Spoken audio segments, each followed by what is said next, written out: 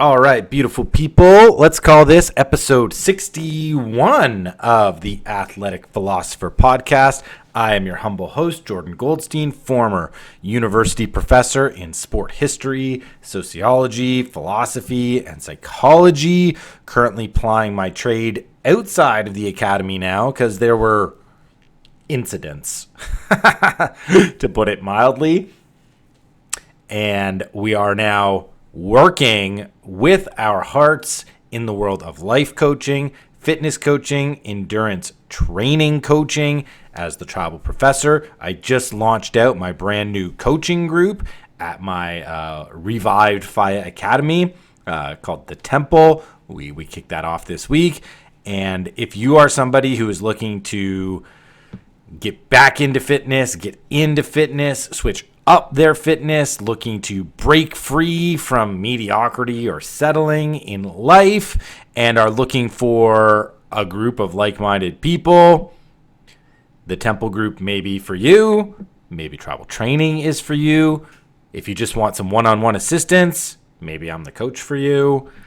So if you like what you're listening to throughout the podcast episodes, and in particular what I'm going to be talking about today is crafting out like your entire year's worth of fitness based on interest, passion, love, curiosity, imagination, but also discipline, accountability, challenge, public performance, and how I'm able to craft out a vision of fitness that is both, objectively pretty solid, but most importantly, subjectively meaningful, and thereby adding purpose, aim, and direction into my life, so that all of the things I'm going to be talking about with training and racing and competing aren't just going to stay in the world of sports and in training, and the lessons aren't just going to be housed in the body, but really breaking free and breaking through with sort of mental and spiritual wins that we can then transfer out into the rest of our lives as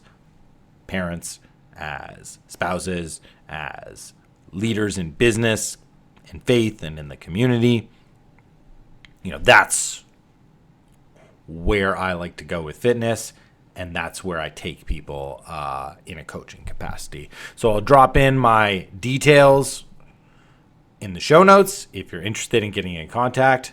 But let's get to the heart of the matter, which is 2026. Okay, goal setting for 2026, and importantly, race preparation for what is going to be the biggest racing year of my life. I have a brief little idea on how I want to present this. And initially, I was thinking of just talking about, my first big solo upcoming race. Maybe I'll split it and talk about the significance of doing my first solo race. In fact, I think now talking aloud, I am going to split it.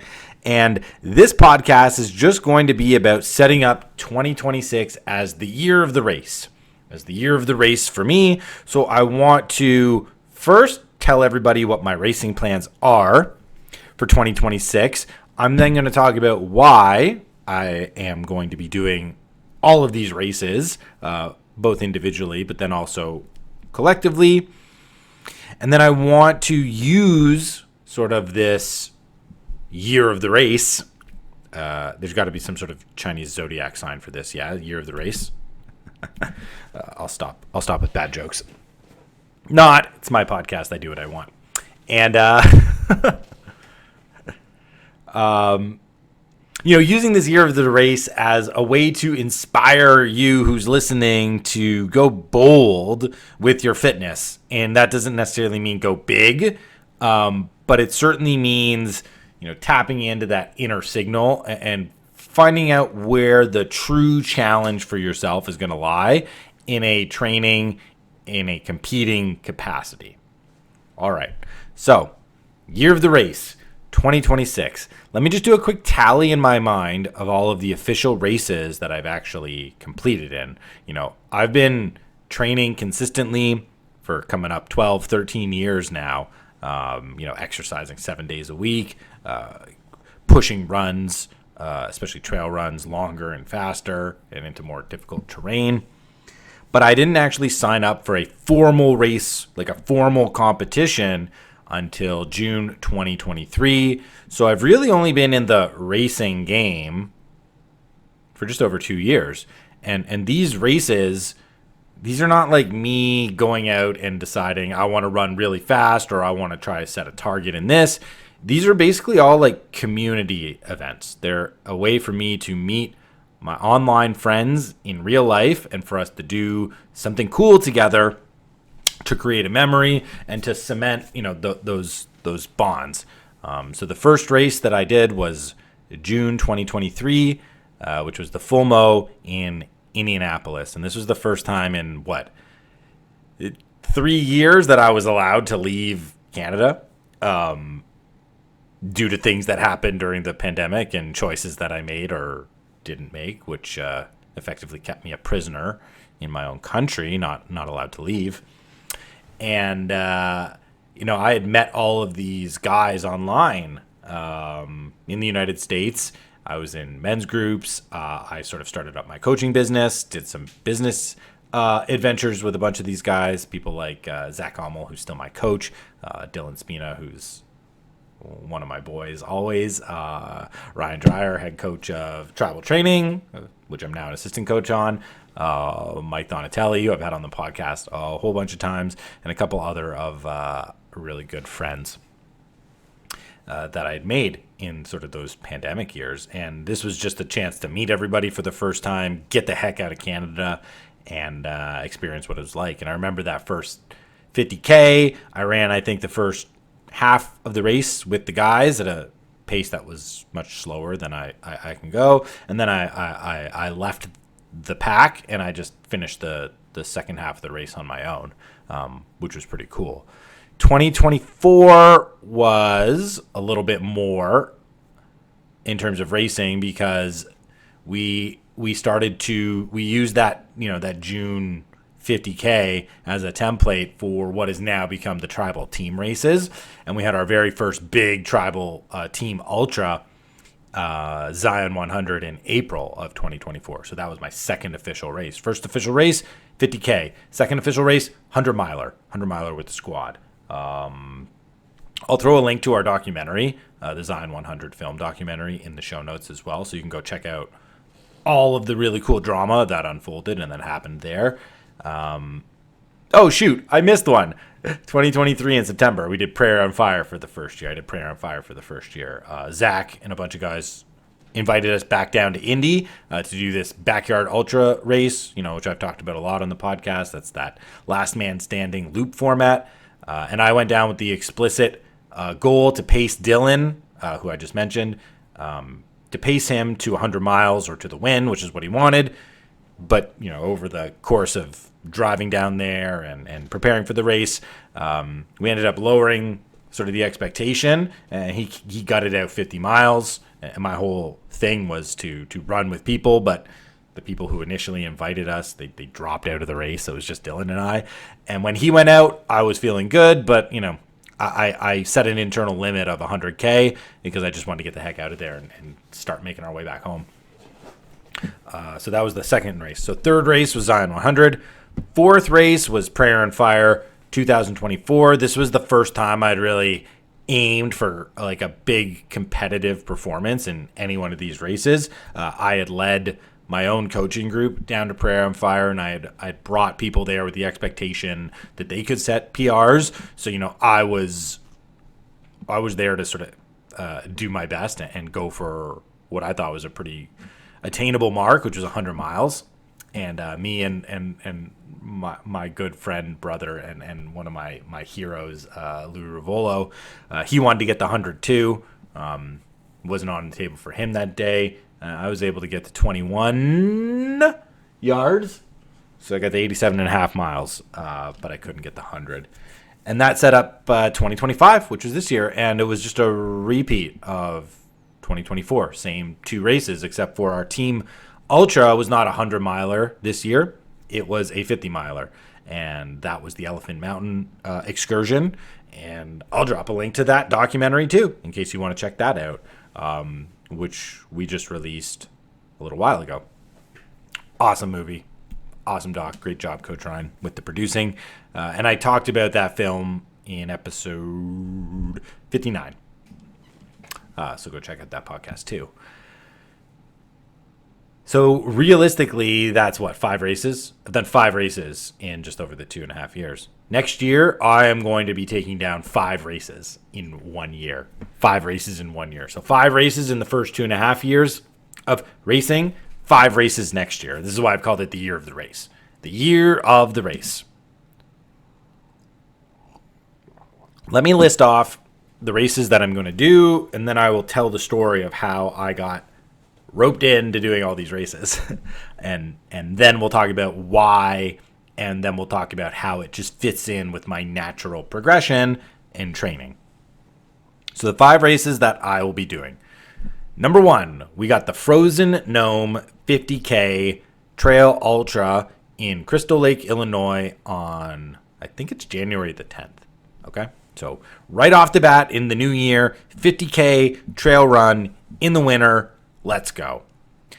This is in preparation for race number 2, which is the Tribal Training Team Ultra, which this year is the Oracle Rumble, heading down to, I think, Tucson, in the Tucson area in Arizona. That's going to be, I believe, like the last day of January or the first day of February. Okay, so there's 2 races, 2 ultras, 50K, 50 miler. Next race, we are breaking into the world of triathlon, and in particular, IronMan triathlon. So I'll be doing the half Ironman, the 70.3, again, another tribal team race. Maybe you'll start getting a theme here about all these races. 70.3 in Chattanooga in Tennessee in May. And I think it's like May 23rd, or it's around there. It's like the 3rd weekend in May. So that's the 3rd race. That's going to be the first ever triathlon for me. I'm super pumped to be both training for that and to take it down. The next race, got to go back to Prayer and Fire, guys. Got to go back to Prayer and Fire. Like, that's the race. And this year it's going to be, like, insane in terms of how big, how grand, and how many people are going to be involved. So that's race number 4, Prayer and Fire, Backyard Ultra, Cicero, Indiana, in, I think it's like the 7th or the 8th of September. And then the final race of the year, the big one, IronMan, Florida, the full Ironman, November, like 20. No, it's the first weekend of November, so it's like basically a year away. It's basically a year away is Ironman Florida. So it's kind of like the year of the race starts now. It's going to end next year, crossing the finish line down there in Panama City Beach. And that's also the team Ironman. So I got 4 races that are all tribal training team races and 1 race that is all my own. So the Desert 50 miler, the 70.3 in Tennessee, the Backyard Ultra in Indiana, and the full Ironman in Florida. These are all tribal team races. And I am doing every single one of them this year, really fulfilling my job as the tribal professor. Whoo! That's a lot of races, guys. How did I get roped into all of these? Well, things just happen and they change a little bit. So, the Team Ultra and the Team Backyard Ultra, these are like on my calendar regardless. Like, that's just one of the things that I do on the team, especially our Team Ultra, where if you watch the movie, we become kind of like Coach Ryan and I, we become the sweepers. And we end up live coaching people to make sure that everybody gets as far as they can go, and hopefully everybody can get across the finish line. So the Team 50 miler, it's not really me running the race. It's me there to live coach the race. And very similar with the Prairie on Fire, with the Backyard Ultra, it's kind of this coaching capacity and this guiding capacity. And I've created another coaching group. That's the Temple that I talked about. And a whole bunch of us are going to be aiming towards Prairie as our big A race. Not everybody in the group is going to be doing Prairie or even doing running races for that matter. But it's nice to have a target, because we're an online community. It's nice to have a target where we can get in person and compete and like solidify those bonds, right? So those 2 races, they're just kind of staples on the docket. the solo race, the 50K. That was a dream I had last year of just, I want to be welcomed to Illinois, and I want to be welcomed in a way that is familiar to me. So going out and running in the snow and pushing hard. So it's just a local race. It's close to my house. It's going to be a fun challenge to get out and do 50 kilometers in the winter, whether there's a lot of snow or not. It's going to be cold. And that's just a fun little challenge. And I'm going to talk a whole bunch about why I need to do a solo race. As I mentioned before, I'm going to do a different podcast on that. So really, it's like we got 2 races that I've done effectively. If we look at 2023 and 2024, it's kind of like my pattern. It's like ultra in the spring, backyard ultra in the late summer, or ultra in the winter. So first part of the year, we do the ultra. Second half of the year, we do the backyard. The big change is the triathlon. Why? Number one, I'm a coach on an endurance team where a lot of the athletes are triathletes, and the big aim and the big goal is to take down an Ironman, right? And it's not that I don't have a good position in terms of like authority on the team. As an athlete, there's just not many people who are able to actually live coach other people in the same event that they're doing. So it's not like I've got to prove my athletic chops to anybody on the team. Like, it's there. But in order to become a more effective coach in terms of mindset and mindset performance and this sort of like spiritual coaching that we do, I would be a lot better served if I had been in a triathlon myself when talking to people preparing for a triathlon, right? So it's going to make me a much better coach to people who are doing this activity. There's also a little bit of chirping that goes on the team. Like, we got 60 plus people on the team. And so, I'm talking about how great ultras are and how great trail running is. And I just get these little chirps from members on the team. When are you going to do the Ironman? And one of the cool things about the team is the way that like peer pressure works in a positive way, especially around these team races, right? When some of the team races gets announced, there's this FOMO. There's this like, oh, I do not want to miss out, because the team races, like, these are it, guys. This is like being the travel athlete as an adult, like you were when you were a kid. You train hard, you show up, you're wearing the gear with all your guys and your crew. We're staying in similar places. We're doing mindset work. We're having meals together. It's just great. It's just great. And it's what a lot of us miss about our youth in sports, is sort of like the travel aspect and the bonds and the camaraderie. And honestly, just like being a big crew. Like, it's very cool to be walking around these races, 10, 15, 20 people all wearing the same stuff, all speaking kind of the same language with each other. And our presence is definitely felt at all these different race experiences. Get a little coffee here. So it's about peer pressure. A lot of the times people get roped into the team races on the team through peer pressure. Like, a whole bunch of people jump on, and then it's, hey, who else is coming? And it's, everyone jumps on. And last year was a very hard push on this guy. Right? Hey, come do Chattanooga with us. Come do the 70.3. Like, do the full Ironman. And certainly 2024 to do Ironman Florida was a big one too. So 2024 and 2025 Chattanooga, like, I was getting full court pressed by everybody. Now, the problem with that approach is it does not work on me. I am a contrarian. So if you tell me I got to do something, it's not going to happen. I'm going to do the opposite. It's just in my nature. So when everybody peer pressures me to get me into triathlon, it makes me want to do triathlon less. Way less.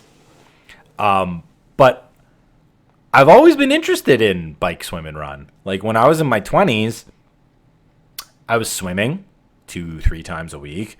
I was running in the trails, and I would never say that I was cycling, but I had a bike, and there are lots of days where I would just hop on the bike and we'd go for an adventure for 90 minutes, 2 hours, 3 hours of biking on the paths, pushing hard, but never really measuring it.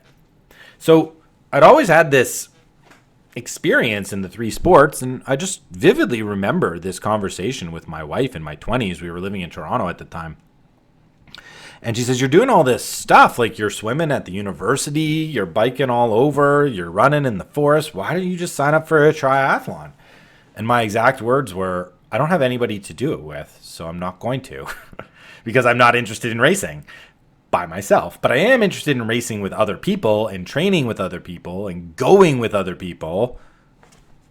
And now I have that opportunity. I have tons of people who want to do triathlon, and we're all going to go do the same race together. So in the back of my mind, I knew at some point I would be doing a triathlon. I just did not want it to be on somebody else's schedule and under somebody else's pressure, right? It just doesn't work. I don't work like that. And then it all started to come together. You know, the Team IronMan for 2025, the idea was announced that I think what we're going to do is switch it up. And last year we tried to do a West Coast Ironman for people on the West Coast out in California and Sacramento. And Coach Ryan thought, let's do a little bit of a nod to our Northeast contingent and let's do Lake Placid. And I thought, okay, that's the Ironman I want to do. I want to do the Lake Placid Ironman. This is where like the meaning starts to come in when it's about selecting races, and I don't select races that are not meaningful. Number one, like each one of these 5 races has strong meaning for me and drives my purpose and ultimately helps me become a better coach, a better individual, a better athlete, a better father, a better business leader, a better husband, right? A better follower in terms of faith. All these things. And Lake Placid is like, you want to tell, I was a sport historian. I was a sport historian. My supervisor, my direct supervisor in university, was one of the world's foremost Olympic historians. And he took us in our grad classes. I had 2 grad classes where he taught. This guy's a legend, Dr. Barney. He's in his mid-80s at the time. And we did 2 road trips back-to-back years. We had an American sport history course that he taught. We had an Olympic sport history course that he taught. The Olympic history course was first, and we did our road trip from London, Ontario to Lake Placid, and then up to Montreal. So we went to Lake Placid to view the Winter Olympic sites and to tour the Olympic Museum and to talk with its curator. And then we drove up to Montreal to tour around the Olympic sites up there and get a behind-the-scenes tour of the Olympic Stadium. And also we got to talk with, at that point, WADA president Dick Pound, who's a Montreal lawyer, which was very cool. I remember that. That morning for a lot of reasons, but we each got to ask Dick Pound 2 questions, and my 2 questions were very good. One was about Canadian snowboarder Ross Rebliati getting his gold medal temporarily stripped in 1998 for smoking pot, or not even smoking pot, but for testing positive for marijuana, and he got his gold medal back because of his story was that he didn't smoke pot himself, but he was at a party in Whistler and got secondhand marijuana smoke, which is a totally believable story. Wink, wink.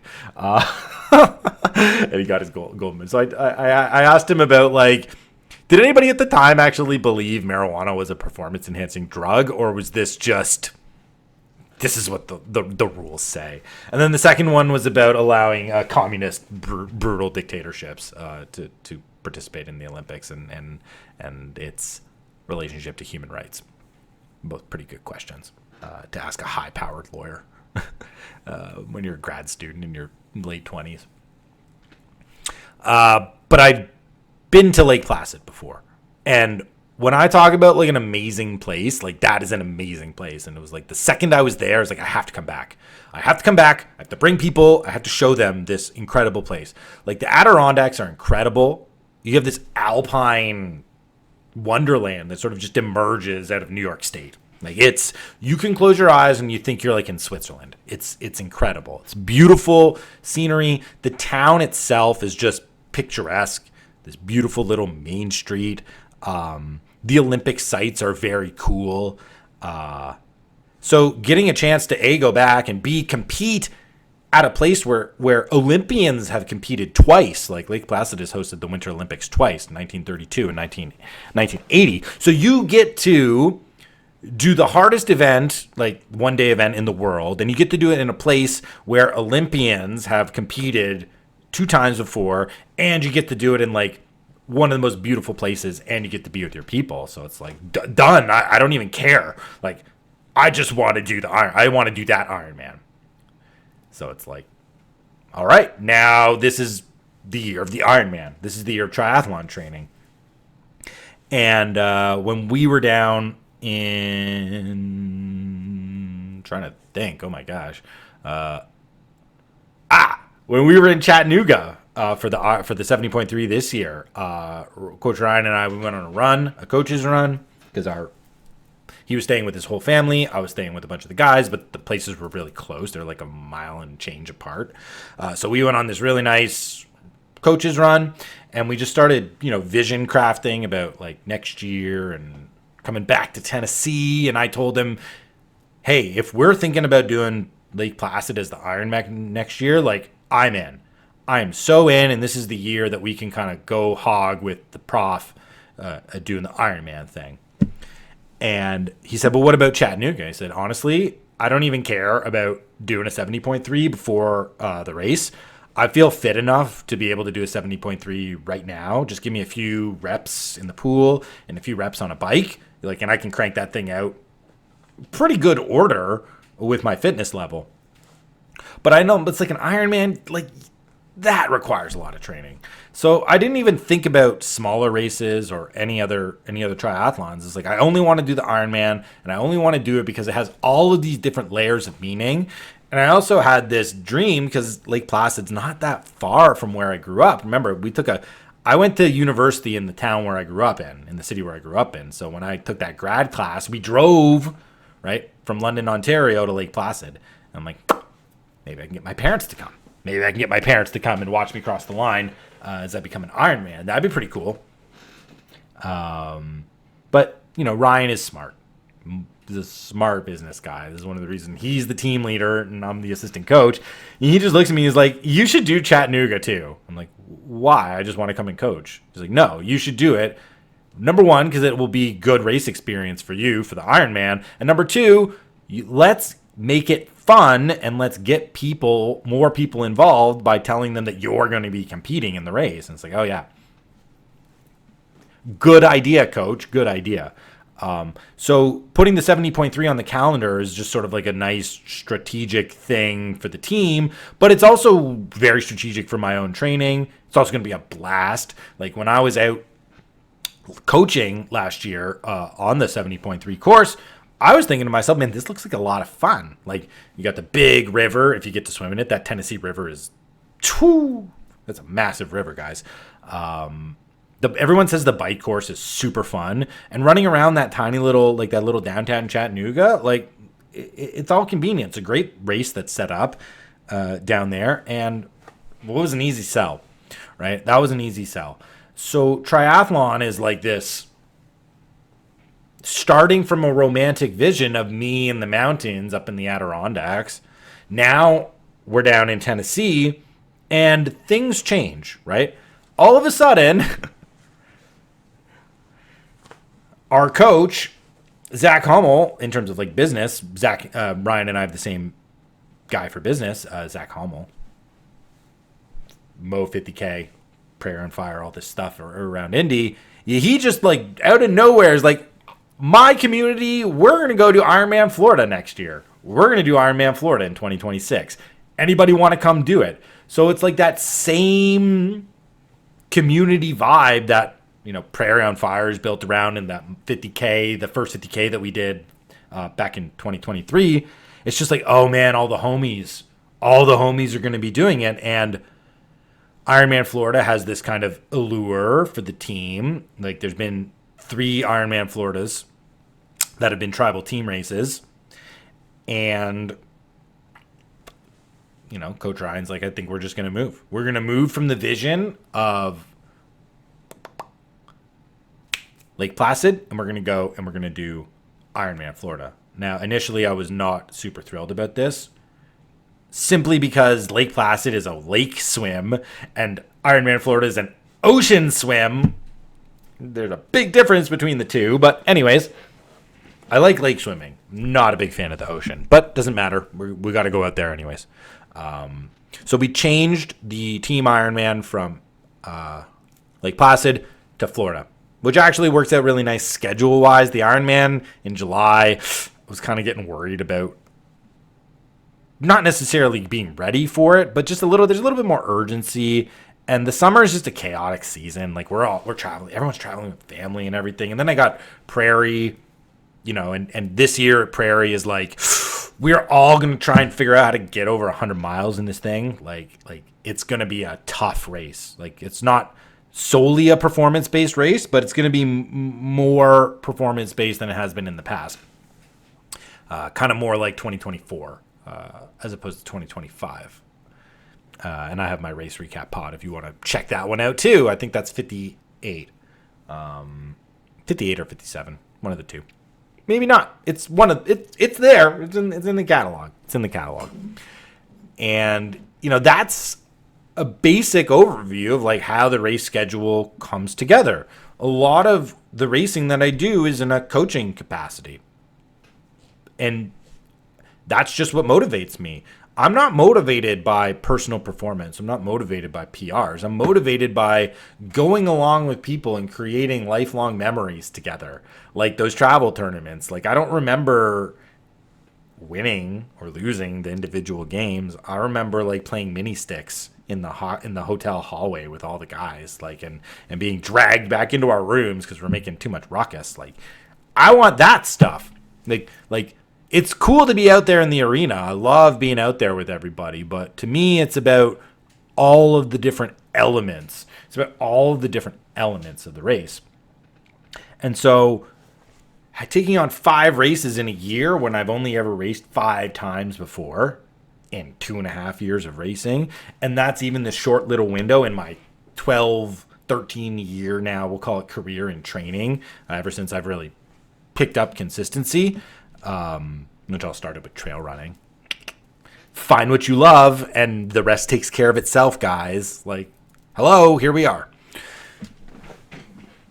So how do putting all of these races on my calendar create meaning? This is the part of the podcast that I want you to really pay attention to, because this is the part that you can realize in your own life, right? You don't have to sign up, obviously, for all the races that I'm doing. That's not the point of the podcast. The point is to bring you into my mind on how it is that I go about selecting races, right? And the number one factor whenever I am going to be putting a race on the calendar is, does it fit with my purpose? Does it fit with my purpose? And is it going to be meaningful? And is it going to be meaningful? Why are these the 2 foundational questions that I ask before putting a race on the calendar? Number 1, I love the training. Like every week to me is a brand new adventure in training in terms of fitting in workouts throughout the week. It's like a little bit of a game. It's a puzzle, right? I have the kids, I've got my coaching, I've got the house, my wife, she travels, she's away, she's got a busy work schedule. Like I not only have to be fit, I have to be fit enough to live coach other people in extreme endurance events. Like it's part of what I do. So the training is both a necessity for, the career that I've created out of the training, but I created the career because I'm in love with the training. Like I was a professor, and the best part of being a professor was that I had 2 days where I didn't have to go to the university, so I could do whatever the heck I wanted. And that was obviously trail running. That was just like, I'm going to go trail running. I'm going to get all my work done, and I'm going to go and get lost in the forest. Like, that was what I loved. And, once it was clear I wasn't going to be a professor anymore, I was like, well, shoot, how can I, make trail running part of my new job? How can I make trail running part of my new job? And voila, we're here. We're here. But that has never, sucked out the fun for me. It's so much fun week to week for me to try to get myself ready and prepared for that long run on the beach or in the forest on the weekend, where I'm going 90 minutes or 2 hours, 10 miles or 15, whatever it is. That long effort to me is enough. You give me 52 of those a year, I don't need a formal competition. I love my flow in training so much that the races break them up. I don't really like the idea of changing up what I'm doing. This is a habit. I'm habitual. This is a ritual. It's a habitual ritual for me to get up on the weekend well in the dark and to head out somewhere into nature and to go nuts for myself. And everything in the week just sort of helps me maximize when I'm out there. If I'm only running 1 day a week and it's the long run out in the forest, every week is going to get worse. I'm going to get slower. It's going to get more painful. I'm not going to be happy. I'm going to injure myself. I'll be demoralized and demotivated, and then I will not be coming back out. So I have to, during the week, find a chance to get some runs in. I've got to strength train. I've got to cross train, which is great. I love this. I love all of this dynamic flow in my training. So if I'm going to be doing a race that's taking me out of the training, it has to elevate the training. It has to elevate the training rather than detract from the training, because the training is so motivating and powerful and meaningful for me, right? The training is where I go to fill myself up, to pour out for my family, my kids, my wife. It's where I go to become a better coach, not just in body, but mind and spirit. Oftentimes on those trail runs, I'm thinking about my clients. I'm thinking about ways to help them and to serve them, their specific problems. One of the things that I tell my coaches, that I tell the guys that I coach, it's you're buying time in terms of the coaching calls and the texts, but what you're really buying is a piece of my mind and a piece of my heart, where I'm thinking about you, where I'm feeling for you at moments where you might not think that's what I could or should be doing. So you actually get a part of my consciousness as one of my clients. And how valuable can that be? Very valuable. It's very valuable when you've got somebody else's mind and heart dedicated on you, trying to solve your specific problems so that you can live a much better life, the life you desire, deserve, and demand, and that's authentic to you. Right? So this sort of weekly cadence, if I'm going to be breaking it up for a race, that race has got to mean something. That's why there's 4 tribal team races. All the big races, these are all team events. These are all 10 plus athletes, all throwing down together, traveling to the same location, getting into small groups for 2 months before the race, bonding together, training together, talking about our hopes, our dreams, our fears, our anxieties, our trepidations, getting all the sharing going, the vulnerability flowing. That's going to lead us to this collective triumph, both in the process of training and making it to the starting line, so we can celebrate and transcend all together. And I get to do that 4 times. I get to do that 4 times next year, right? And my word for the year is opportunity, right? Last year, because of the move, it was continuity was my word. It's continuity. I want life to feel as continuous as possible, even though we're moving countries and everything is chaos. Everything is chaos. And the thing that took the back seat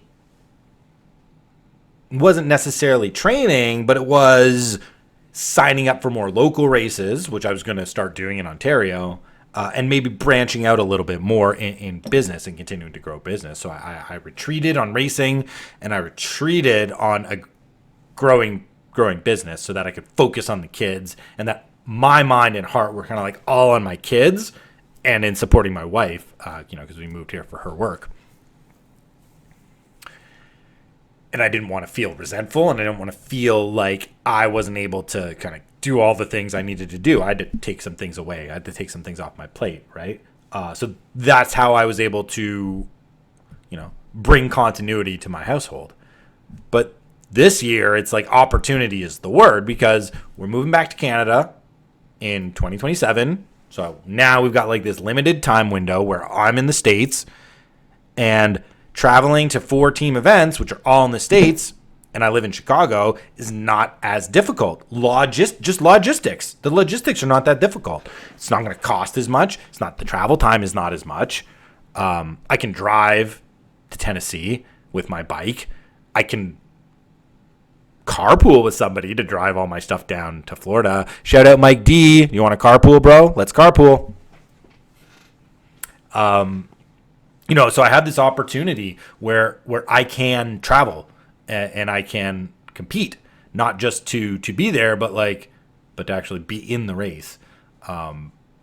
So the 4 team races, right? These all elevate my training. They elevate my coaching. They elevate my chance to compete. They elevate my chance to connect with the athletes that I coach on the team, some of whom were involved in months-long 2-on-1 intensive coaching relationships. I also have some other athletes on the team who I just kind of coach extra 1-on-1. So it's a chance for that's an elevation. That is a race that elevates me above my training, just my regular training. So the opportunity to do it 4 times in 1 year, I'm never going to get a better chance. I'm never going to get a better chance to do it. Right? So the opportunity is there. So it's meaningful for me to be able to take on all these team races with everybody this year because of these specific contextual circumstances. And there's sort of one more very fun little romantic wrinkle in all this. Next year is a big birthday, I guess, for me. I'll be turning 40. And 40 is this milestone birthday in terms of you're 50% done your life if you live to be 80, which would be great to live to 80. But this is when people are having these midlife crises, and it's oh my gosh, mortality is a thing, and I just haven't thought about it. Oops, right? And then you're out buying the leather jackets and the sports cars, and people are changing themselves to recapture this fountain of youth, that they've squandered, and I think it's very cool to be taking on 4 monster races in the year that, I'm turning 40. And I'm not necessarily, it's not a reason, but it's when you turn 30, it's all downhill from there. Gosh, everyone's so weak these days. But what happens when you turn 40? It's you might as well just die in terms of your athletic goals. But I'm interested in progressing and pursuing goals. I'm not interested in burying them. And becoming an Ironman at age 40, pretty cool. Being able to run 100 miles at the Backyard Ultra at age 40, also pretty cool. If I can do those in the same year, that's very smooth. In a year when most people are having these crises and they're trying to figure out where's the fountain of youth, I'm literally just going to be continuing on the thing that I've been doing for the past dozen years. None of this is a change. Not one of these races is oh my gosh, I got to do it to prove something. No. I'm not proving nothing to nobody or anything to anybody. Right? It's about something much deeper than just Father Time. I'm going to show that Father Time's not affecting me. It's lame. Honestly, that's, I get it why people want to do that. Why some people are I'm just, I'm going to reclaim my potential through doing a giant physical contest as I age. And I get that, dude. I've coached people like this, and there's nothing wrong with that motivation. It's just not for me. That's not my motivation. I don't get excited about something like that. Just times and measures and performances, they don't really light the fire that's inside of me. This is more it's more of an internal statement of potential. It's more of an internal statement on the importance of play, on the importance of never losing that youthful exuberance when you are chasing things with your imagination and your curiosity and your passion. That's what I've been doing for the past 12 years, and that's what's led me here.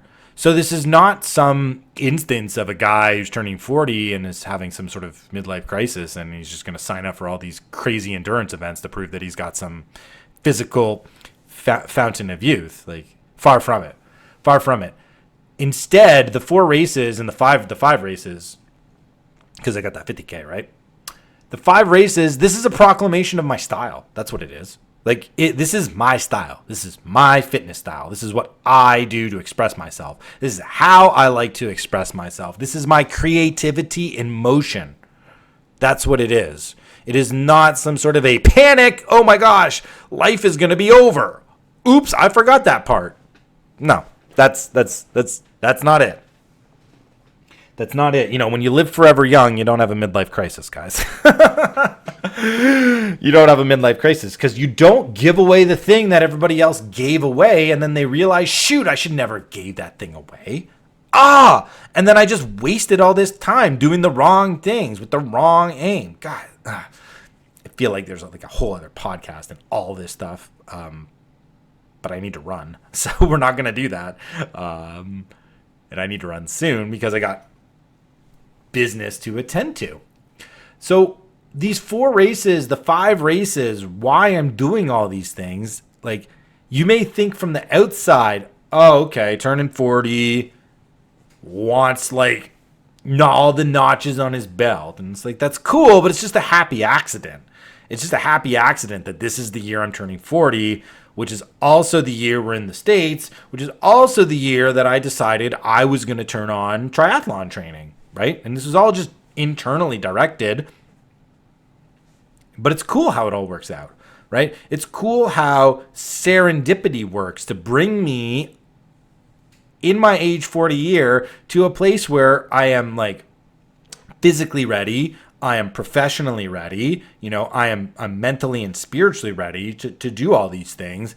And it's just a logical extension. This is an extension and a refinement of what I'm doing, right? It's not some sort of cry for help. It's not some sort of cry for help. There will be lots of cries for help in the races. Don't worry. These are big time events and they're going to challenge me. And I'm excited for the challenge. But I don't need the races. I don't need the races themselves. What I need is the camaraderie. What I need is the challenge. What I need is to look back and think I got all of what I could get when we were living in the States. And I've had to make a lot of sacrifices, and this is me just grabbing opportunity. Like, this is my opportunity. 2026 is it. Who knows what's going to happen in 2027? We don't know when we're moving. We don't know where we're moving. We have a very good idea of where we're moving and when, but just as, you know, the moving to America saga was totally out of our hands, it feels to me like the moving back to Canada saga will be out of our hands too. And so this is my time to strike. This is my time to strike. The opportunity is maybe the greatest it will ever be for me to take on a giant racing schedule like this. And I want to see if I can rise. And that's not just rising in the athletic sense. That is, how am I going to fit in the logistics so that it makes sense with my family's time, my family's schedule, with me servicing clients and growing the business. What about the financial cost of all the races? Like, I'm not interested in doing the races just as a me journey and then laying waste to everything else. You know, unfortunately I've done that, not in race context, but in business context. You know, that's how I did my first year and a bit of business. It was just like, I'm going to burn everything. Like, I'm going to burn everything. I'm going to just run away from the university. I'm going to run towards my dream. And whatever happens, I'll pick up the collateral damage afterwards. And I created too much collateral damage, especially in the home. And so that's not going to happen this time. So it's really like a life challenge. It's like at age 40, I had all these dreams about like what I was going to be when I was going to be turning 40. And these were all sort of related to being a professor and a tenured professor and books published and things like that, right? 40 was when I was going to be starting. 40 was like the start of the prime of my career as a professor. Once I had gotten tenure, once I'd gotten my first book published, and after I'd won my first few teaching awards, which, like, in a sane world with proper incentives and metrics, especially in a university context, I likely would have achieved. I wasn't willing to play the butt sniffing game in the university because the butts that I'd have to sniff, man, like, you just don't want to do that. And if you just look at what the university is today, I'm just so thankful I'm not there. I'm just so thankful I'm not there. But I was on that path. So for me, this is like a great test. It's like, okay, turning 40, maybe it's not the money you thought you'd be making, but like money's kind of a small part anyways. It's, can you continue to harmonize all of these disparate things that you are trying to do in terms of domestic, being more domestic, stay-at-home dad, growing business, growing revenue, serving more people, helping more people, doing more races, like getting better as an athlete. I have all these aspirations, and this is like an incredible test to see if I can create systems and structures and checkdowns and motivations within myself to keep it all together and to make it all work in the home and professionally, because I don't have too much of a doubt on my physical capability to do these things. I need to do the training. I need to show up ready. I need to learn a few things, especially when it comes to like fueling and hydrating. But it's not as if I have this low baseline of physical activity. My fitness is high. So that's not the big challenge. The challenge is making it all seamless and making it all fit.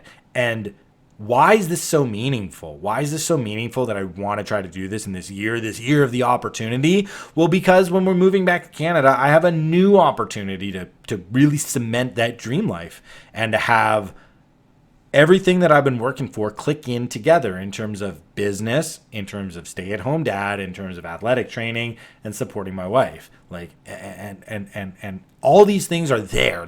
I feel like it's so close. And maybe it's like these big 4-team races is like the ultimate challenge is not in the races, obviously, but is in the lifestyle. And can I figure it all out? And if I can figure it all out this year, man, 2027, when we start moving back to Canada, like, the way in which I'm going to be able to live is going to be so deeply satisfying and meaningful, right? That this race season, this year of the race, like, that's what I feel I'm really being set up for. So here's the takeaway lesson. Here's the takeaway lesson for you guys on the year of the race for me. You train in a way that you love. Number one, that is the foundation of all of this stuff. Like, the most important thing is training in a way that you are just so excited about doing the training.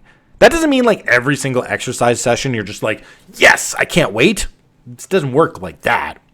But it's more like the process of training. Just, I'm always excited about the process of training, right? Of finding new places to run, of pushing my limits in running in certain contexts, right? Challenging nature. Like, I love this. This just juices me up. So you have to, number one, have this foundation. Like, this is the most important part of a fitness ritual or a routine that is going to A, become habitual, but B, is going to be like meaningful, right? It's not just moving your body for like just the physical health. Like, that doesn't last, guys. Nobody is motivated by numbers. Nobody is motivated by numbers. They're motivated about what the numbers reveal. So the guy who wants lower blood pressure, right, wants to get off meds, right? The guy who wants to drop weight wants to feel like his body isn't attacking him with pain all day, and moving is like a chore. And not even a chore. It's like this servitude. Moving in a body that hurts you is like servitude. Okay.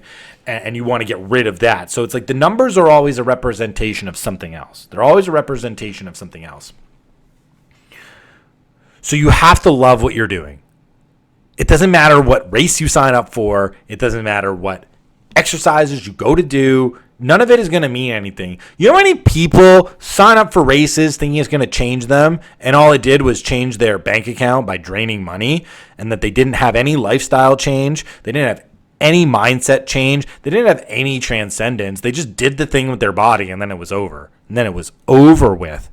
I don't want you to compete like that. I don't want you to train like it's just some chore you got to do robotically. It's got to be expressive. It's got to be creative. It's got to be meaningful.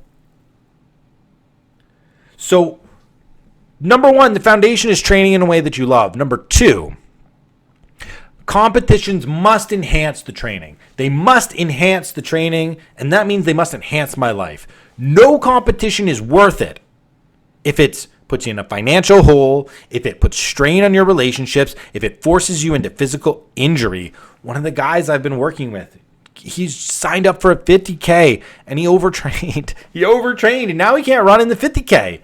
And it's not like he needs to set some PR, but it's like the races are these incredible learning spaces for him. Like the amount of personal growth that this gentleman has found out about himself in big time endurance races, like it's incredible. And it's like that is the opportunity that got taken off the table for him. He's not sad because like, oh, I was gunning for a PR and now I can't get it. He's sad because it's like, shoot, man, I fell in love with the training so hard that I missed my opportunity to, get the reward of the training, which is this celebration, which is the race, and he's kind of bummed that he doesn't get to celebrate himself like that and get to learn something new. Like, that's why you want to be doing the competitions. They have to elevate the training. They have to elevate the training, and they have to elevate you as a person who is doing the training for the right reasons, which is like this expression of self, this expression of self to know self, this expression of self to know self. I do a lot of the repeating stuff, if you haven't noticed, but it's an old professor trick. That's an old professor trick. So the third thing, that I want to leave everybody with, because it's cool to talk about myself, but as a way to create a lesson for others, right? And as a lesson for myself too. I'm teaching myself as we go through all this stuff as well.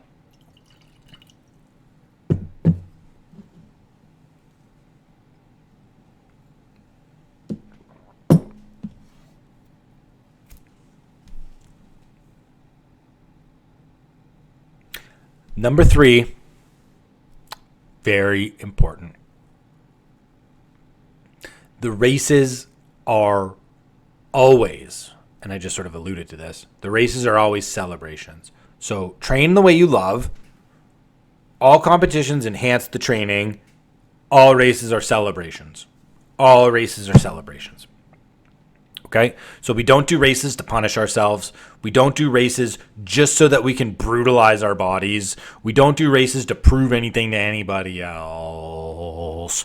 We do races to celebrate ourselves, to celebrate our transcendence through the training, through the daily discipline, through the grind, for doing the work in silence and in the dark when nobody is watching. It's not the finish line. I've said this 1,000 times on this podcast. It's not the finish line that means anything, guys. It's the starting line. It's the celebration. It's the way in which you've changed in order to bring yourself towards the line. It's exactly what I was talking about with these races. The year of the race, 2026, is setting me up for 2027. It's forcing me to dial in on so many elements that if I'm going to have a success in each one of these races, I'm going to have to become successful in refining and dialing in and improving my process, which is what I do year over year, regardless of if I've got races on the schedule or if I don't have races on the schedule. The races are just like an accelerator in a sense. They're this public crucible, which force you to move a little bit more quickly than you would have if, say, you were just doing it in private.